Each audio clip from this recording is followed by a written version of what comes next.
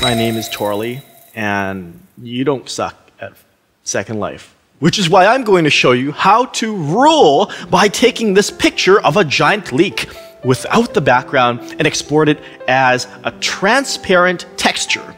Then we're going to put it into the in-world experience. All right? So keep in mind, this doesn't have to be a leak. Dun, dun, dun, dun, dun, dun, dun. It could be any image you have. It's just a bitmap file. But the important thing is, with your image editor, I use Photoshop, that it be able to support transparencies and export a 24-bit PNG file. Now, I know the old school way, and this may sound kind of geeky, was with 32-bit TGAs, but PNGs make it so much easier, as ye shall see. First things first, okay, we have a background, that's pretty much the standard, and I want to unlock this layer, so I can go ahead and double-click it, and then click OK. So that unlocks it right there, it becomes layer 0. Now I'm going to create a new layer which is completely blank, and which is transparent. You can tell this by looking at the gray and the white background. Okay, it's a checkerboard, and I click and drag it down. So now this is on top. And I'm going to zoom in. I can zoom in by typing or using my scroll wheel. I'll just type to show you, okay? Okay, leak time. Photoshop has a lot of different selection tools. You can use the lasso, or you can go create clipping paths with the pen tool, or circles, bunch of things. But right in this case, since it's a strong contrast and the background's not too complex, let's focus on the magnetic lasso tool, okay? So I'm going to go ahead and select that, and I'm also going to deselect, edit menu, or sorry, select and deselect, or Control D. I like my shortcuts, Control D, see? And now I'm going to click and just start dragging the mouse. I don't have to hold the mouse button down, but I'm going to select the leak.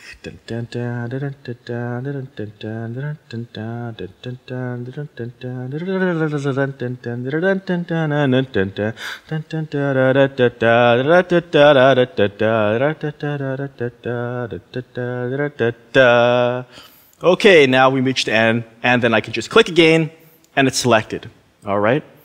So, there are a bunch of fancier ways to go about this. I'll just show you the simple basics, because then you can work easily with those and build from there.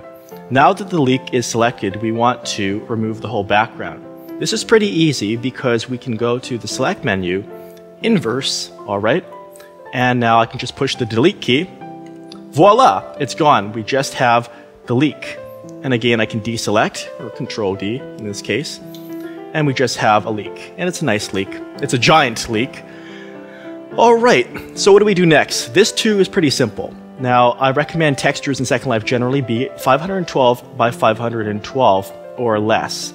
The reason why is because big textures are going to consume more memory, and you're going to keep in mind that the proportions, when textures go into Second Life, they go to powers of 2, which means odd resolutions like this image size, is pretty odd resolution compared to what standard textures are in Second Life. So we're going to want to not change the image size, we want to change the canvas size. Or an easier way even is to go ahead and crop it. We can crop this, and we can set it to, for example, a multiple. So 1024 by 1024, not inches, pixels, okay, px, not in. And let's see if that works. And let's see. Okay, that didn't do exactly what I expected. Oh, there, well, no. Anyway, well, it's reasonably cropped, right? And then I can just double click it now. And then we have it cropped. So, we go to image and canvas size. Oh yeah, it is. It's what I expected it to be. Haha, good. I like when that happens. So we can resize it now by using image size to scale it down. What you want to achieve is a minimum of wasted transparent area, because this is all just blank, right? So you want to get it as tight as possible. And this isn't going to be the tightest, but it is quick. So make it 50%. So now it's going to be, as you'll see, it's, 50% is going to result, and the final resolution is going to be 512 by 512. Great! That's just what we want. Let's zoom in. And now, hello my friendly leak. We're going to want to export you into the wonderful world of Second Life. Looks like it's ready to go. So, now we can just go to the File menu and Save As. We're going to want to save a copy of this. Oop, it popped the dialog off screen. Let me just drag it back on here so you can quite clearly see.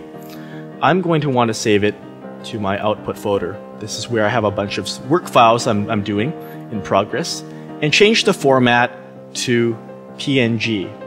Okay? And sure, I'll go ahead and save that. It's pretty simple. Click that, and I'll just leave it as is.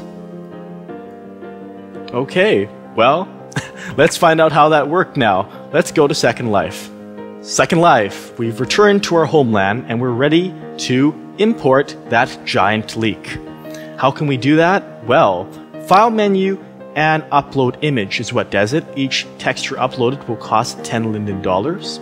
I'll go ahead and select that, and right here in the output folder you can see, oh my god, giant leak. Click that and open, or you can double click it. And right here, you can see quite satisfactorily that it has the same checkerboarded background, which means yes, it'll be transparent. I can click to zoom, and it looks fantastic to me. I like it. I like the leak.